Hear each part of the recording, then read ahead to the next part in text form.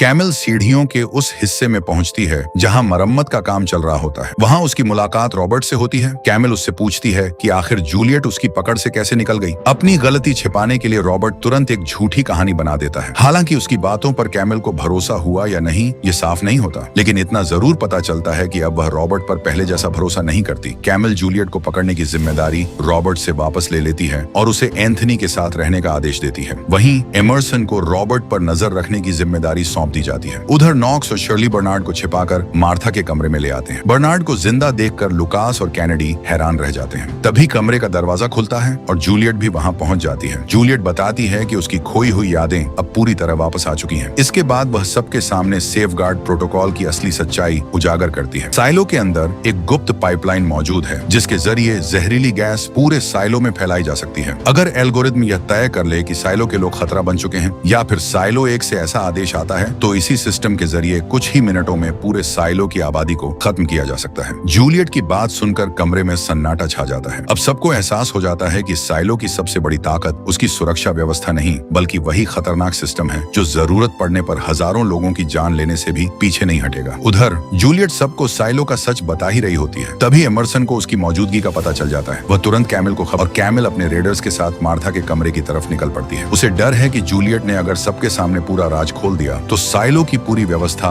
खतरे में पड़ जाएगी। इधर लुकास बताता है कि उसने आईटी और जुडिशियल तक जाने वाली रहस्यमयी पाइपलाइनों की जांच की थी। उसकी खोज में पता चला कि ये लाइनें साइलो के बाहर किसी जगह से जुड़ी हुई हैं। इसी सच्चाई का पता लगाने के दौरान वह खदानों तक भी गया था, लेकिन कैमिल द्वारा जहरीली गैस छोड़े जाने के बाद उसकी जांच रुक गई। बर्नार्ड बताता है कि आईटी की पाइपलाइन सीधे साइलो एक से जुड़ी है। इसी वजह से पूरे साइलो की बिजली बंद होने पर भी आईटी विभाग चलता रहता है। वहीं जुडिशियल वाली पाइपलाइन से सेफगार्ड प्रोटोकॉल के तहत पूरे साइलो में जहरीली गैस छोड़ी जा सकती है। जूलियट बताती है कि जिम्मी भी इसी नतीजे पर पहुंच चुका था। अब सब समझ जाते हैं कि साइलो के पीछे छिपा राज बेहद खतरनाक है। बर्नार्ड पूछता है कि क्या जिम्मी ने पाइप के प्रवेश द्वार की जगह जूलियट को बताई थी, लेकिन उसे कुछ याद नहीं आता। उसे सिर्फ इतना याद है कि जिम्मी के पास पूरे साइलो का ब्लूप्रिंट था। तभी नॉक्स सुझाव देता है कि अगर साइलो 17 में ब्लूप्रिंट था तो शायद साइलो 18 में भी उसकी कॉपी हो। लुकास बताता है कि ऐसी कॉपी आईटी विभाग में रखी उस हार्ड ड्राइव में हो सकती है जिसे उसने रिकवर किया था, लेकिन आईटी तक पहुंचना मुश्किल था। वहां बिना शक पैदा किए सिर्फ रॉबर्ट जा सकता था। तभी शर्ली जिम्मी से संपर्क करने का सुझाव देती है। अगर वह पाइप की जगह बता दे तो उन्हें आईटी में घुसने की जरूरत नहीं पड़ेगी, लेकिन जूलियट बताती है कि जिम्मी के पास रेडियो ही नहीं है, यानी उससे संपर्क करने का रास्ता भी बंद था। तभी टेडी घबराया हुआ कमरे में आता है और बताता है कि कैमिल अपने लोगों के साथ यहाँ पहुँचने वाली है। सभी समझ जाते हैं कि बर्नार्ड को दोबारा कहीं ले जाना खतरनाक होगा क्योंकि उसकी हालत पहले ही बहुत कमजोर है। ये देखकर जूलियट खुद को कैमिल के हवाले करने का फैसला करती है। वह चाहती है कि बाकी लोग सुरक्षित रहें और बर्नार्ड को अपनी जगह से न हटाना पड़े। कैमिल के सामने पहुंचकर जूलियट उससे कहती है कि अगर वह सच जानना चाहती है तो उसे ऐसी जगह ले जाए जहां कोई कैमरा न हो। कैमिल उसकी बात मान लेती है। अकेले में जूलियट एल्गोरिथम की बात करते हुए साइलो 17 का जिक्र करती है। वह बताती है कि वहां अब भी कई लोग जिंदा हैं और उसने उनसे वादा किया था कि उन्हें एक दिन साइलो 18 लेकर आएगी। कैमिल इस मांग को तुरंत ठुकरा देती है। तब जूलियट कहती है कि इसका फैसला कैमिल को नहीं बल्कि एल्गोरिथम को करना चाहिए। वह चाहती है कि साइलो 17 के लोगों को यहाँ लाने की अनुमति एल्गोरिथम से मांगी जाए। कैमिल फिर भी तैयार नहीं होती। तब जूलियट उसे चेतावनी देती है कि आम लोग उस पर भरोसा करते हैं। अगर उसकी बात नहीं मानी गई तो पूरे साइलो में ऐसा विद्रोह भड़क सकता है जिसे रोकना मुश्किल होगा। आखिरकार कैमिल दबाव में आ जाती है और जूलियट को वॉल्ट में ले जाती है जहां एल्गोरिथम से संपर्क किया जा सकता है। जूलियट एल्गोरिथम से अनुरोध करती है कि साइलो 17 के बचे हुए लोगों को मरने से पहले साइलो 18 में रहने की अनुमति दी जाए, लेकिन एल्गोरिथम इस मांग को तुरंत खारिज कर देता है। तब जूलियट दूसरा रास्ता सुझाती है। वह कहती है कि अगर एल्गोरिथम उसे खतरा मानता है तो वह दोबारा अपनी याददाश्त दबाने वाली दवा लेने को तैयार है। यहाँ तक कि साइलो 17 के बच्चों को भी वही दवा दी जा सकती है ताकि उन्हें खतरा न माना जाए। इस बार एल्गोरिथम उसका प्रस्ताव स्वीकार करता दिखाई देता है, लेकिन कैमिल को शक होता है कि जूलियट के मन में कोई और योजना है। इस पर जूलियट उसे याद दिलाती है कि जिसने 3 महीने तक दवाइयां देकर उसकी याददाश्त दबाई, उसे अब उसकी ईमानदारी पर सवाल उठाने का कोई हक नहीं है। जूलियट साफ कह देती है कि कैमिल उस पर भरोसा करे या नहीं, वह साइलो 17 के बच्चों को बचाकर जरूर लाएगी और अगर इसके बाद उसे फिर से कैमिल की कठपुतली मेयर बनकर रहना पड़े तो वह उसके लिए भी तैयार है। इतना कहने के बाद जूलियट मार्था के घर लौटती है और सबको एल्गोरिथम के साथ हुई बातचीत के बारे में बताती है। बर्नार्ड सुझाव देता है कि चूंकि एल्गोरिथम ने बाहर सिर्फ 2 लोगों को जाने की अनुमति दी है, इसीलिए इस मिशन मिशन पर 2 अनुभवी इंजीनियरों को भेजना बेहतर होगा। उसका इशारा नॉक्स और शर्ली की तरफ होता है। जूलियट इस बात को लेकर झिझकती है क्योंकि उसे डर है कि मिशन इतना खतरनाक है कि शायद दोनों वापस न लौटें। लेकिन मार्था उसे समझाती है कि फैसला नॉक्स और शर्ली को खुद करने देना चाहिए। जूलियट दोनों के सामने पूरी योजना रखती है। नॉक्स तुरंत मना कर देता है। वह कहता है कि वह शर्ली और उनके होने वाले बच्चे की जान खतरे में नहीं डाल सकता। दोनों काफी देर तक चर्चा करते हैं और आखिरकार तय करते हैं कि साइलो 17 जाना ही सही फैसला है। दूसरी तरफ कैमिल अपने कमरे में लौटती है जहां रॉबर्ट और एंथनी मौजूद होते हैं। एंथनी पर स्कूल में चोरी और झूठ बोलने का आरोप लगा है। उसे चेतावनी दी गई है कि दोबारा ऐसी गलती करने पर उसे सप्लाई विभाग में भेज दिया जाएगा। कैमिल एंथनी को कमरे से बाहर भेज देती है और फिर रॉबर्ट से बात करती है। रॉबर्ट उसे समझाता है कि एंथनी को उसके पद की वजह से बचाना सही नहीं होगा। उसने एक पिता के तौर पर एंथनी को अपनी गलती स्वीकार करना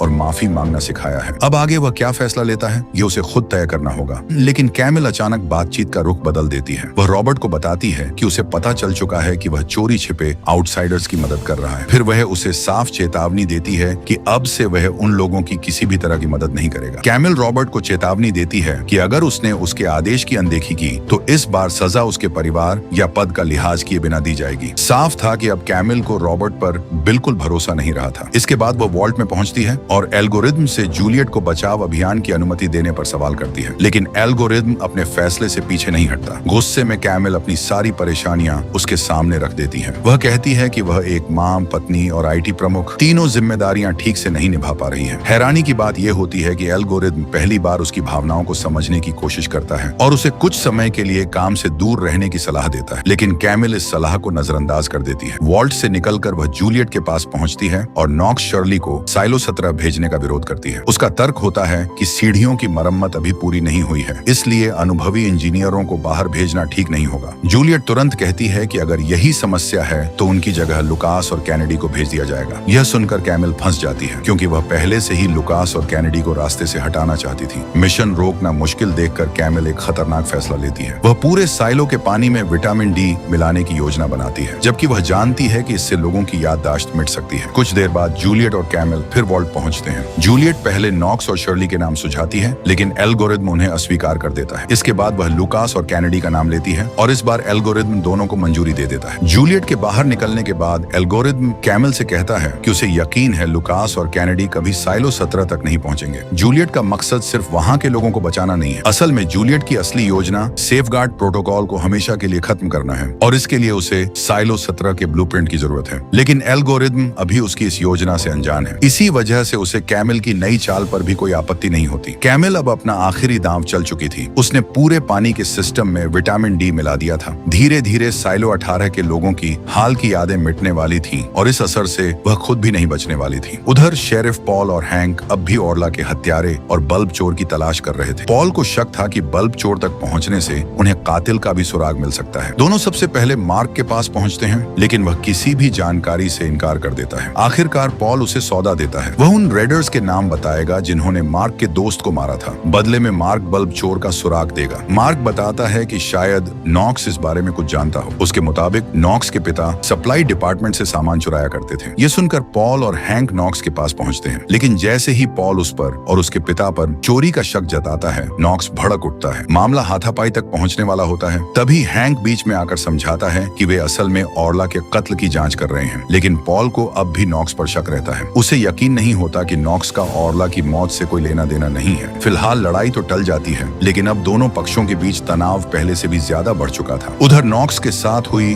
बहस के बाद हैंक पॉल से पूछता है कि क्या इस केस को सुलझाने का कोई दूसरा तरीका नहीं हो सकता। तब पॉल कहता है कि अगर वे ओरला और ग्लेंडा की गतिविधियों का पता लगा लें तो शायद हत्यारे तक पहुंचने का कोई सुराग मिल जाए। इसी उम्मीद में दोनों इमर्सन के पास पहुंचते हैं और उससे सीक्रेट निगरानी कक्ष के बारे में पूछते हैं। लेकिन इमर्सन कहती है कि वह कमरा अब बंद हो चुका है और वहां से कोई मदद नहीं मिल सकती। पॉल उसकी बात पर बिल्कुल भी भरोसा नहीं करता। उसे यकीन था कि इमर्सन को छिपा रही है, इसलिए वह इमर्सन को अपने साथ उस सीक्रेट सर्विलांस रूम तक चलने के लिए मजबूर कर देता है। अब पॉल को उम्मीद थी कि वहां मौजूद रिकॉर्डिंग्स इस रहस्य की कई परतें खोल सकती हैं और आखिरकार उन्हें असली अपराधी तक पहुंचा सकती हैं। सर्विलांस रूम में पहुंचते ही पॉल वहां मौजूद सभी कर्मचारियों को बाहर भेज देता है ताकि सिर्फ वह, हैंक और इमर्सन ही रिकॉर्डिंग देख सकें। फुटेज देखने के बाद उन्हें दो बेहद चौंकाने वाले सबूत मिलते हैं। पहला, खदानों में छोड़ी गई जहरीली गैस के पीछे कैमिल और इमर्सन का हाथ था और दूसरा, घटना वाले दिन ग्लेंडा अमेंडा सिर्फ 10 मिनट में माइंस से सप्लाई डिपार्टमेंट पहुंच गई थी, जबकि इतनी दूरी तय करना नामुमकिन था। इसका मतलब साफ था कि इस पूरे मामले में कोई ऐसा गुप्त रास्ता या राज छिपा है जिसके बारे में आम लोगों को बिल्कुल भी पता नहीं था। उधर नॉक्स अभी भी पॉल की बात से नाराज था। शर्ली उससे पूछती है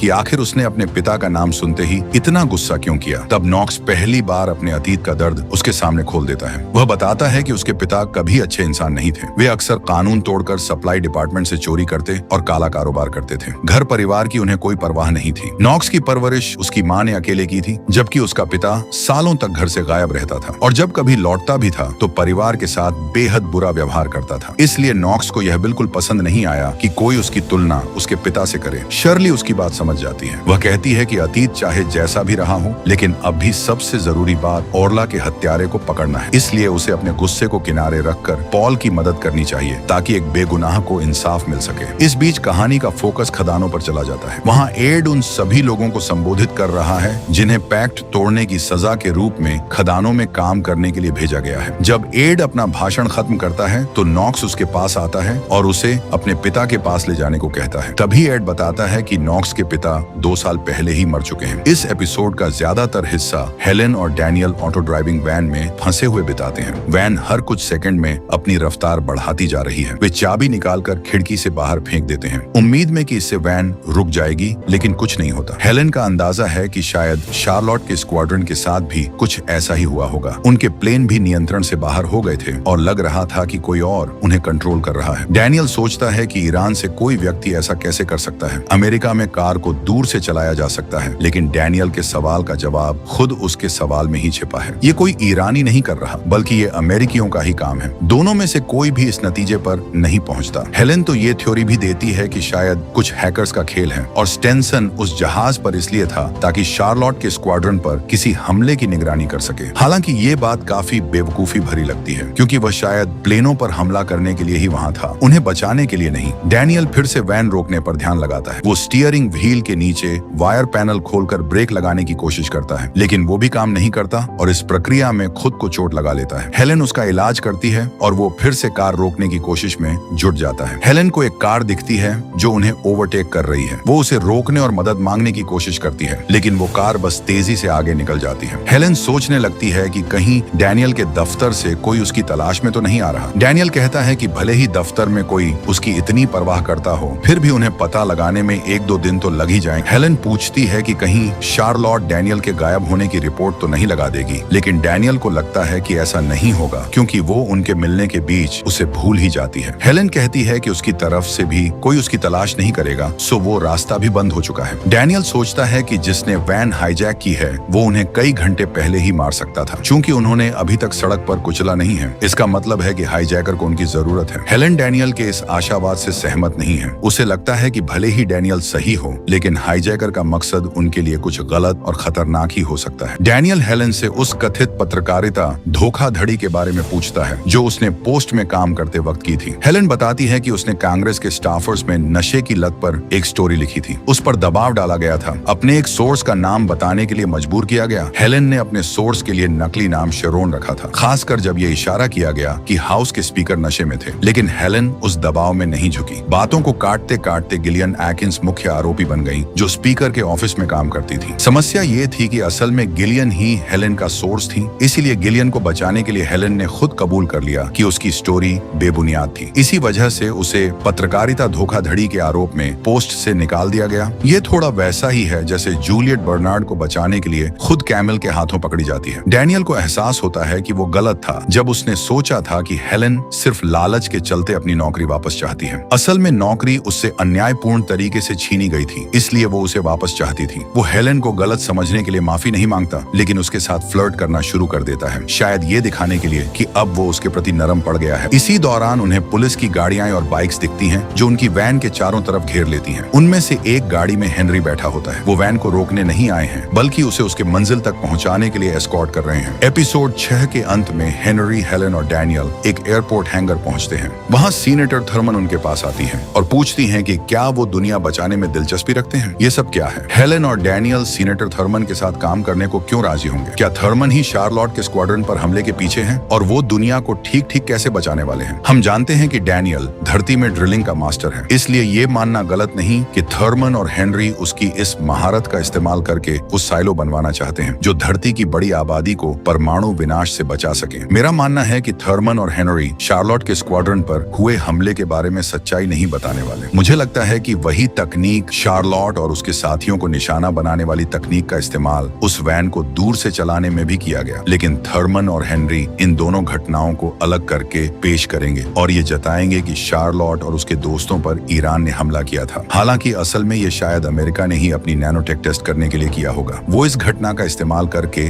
डैनियल को साइलो बनाने में मदद करने के लिए मजबूर करेंगे, ये कहकर कि अंत करीब है या कोई और ऐसी ही बात। हेलेन का काम यहाँ क्या होगा? जाहिर है प्रचार। सरकार को ये साइलो बनाने के लिए पैसे और लोगों की जरूरत होगी और उन्हें आम लोगों को ये यकीन दिलाना होगा कि उनकी जान खतरे में है। इसलिए बहुत मुमकिन है कि हेलेन की पत्रकारिता की महारत का इस्तेमाल इसी काम के लिए किया जाए। और मेरा ये मानना है कि आखिरकार वो दोनों सरकार के लिए काम करेंगे क्योंकि PAZ डिस्पेंसर साइलो 18 में पहुंच जाता है। आप क्या सोचते हैं आगे क्या होगा? हेलेन और डैनियल ये ऑफर ठुकरा देंगे या स्वीकार कर लेंगे? कमेंट में बताइए।